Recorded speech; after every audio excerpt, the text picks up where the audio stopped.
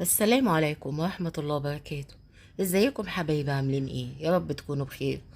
النهاردة ان شاء الله نعمل كده حاجة حلوة قوي، وهي شراب قمر الدين المركز. هنعمله مش هياخد مننا وقت خالص، وحلو جدا. طعم قمر الدين ممتاز جدا، وهيبقى سهل التحضير ان شاء الله. عندي 2 كيلو عنب. عليهم كيلو الا ربع سكر. هو مفروض كيلو بس انا بحب السكر قليل، انتوا حسب رغبتكم. بفصص العنب بعد ما اغسله كويس جدا طبعا، وبحط طبقات ما بين السكر والمشمش. انا قلت عنب، غلطت، معلش.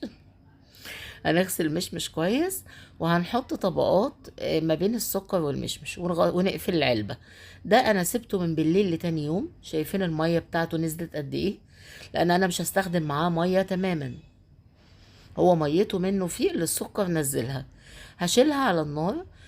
انا طبعا ما بيبقى بعمل المشمش بس انا كان عندي حوالي نص لفة قمر الدين، وما حدش عايز ياكلها، وقمت حطاها معاه وسلقته. ما بياخدش وقت في السليق خالص. وبعد كده هضربه بالهاند بلندر. هنزل عليه الاول بربع معلقة ملح ليمون، عشان مادة حافظة طبعا، لما يقعد معايا فترة ما يجرالوش اي حاجة.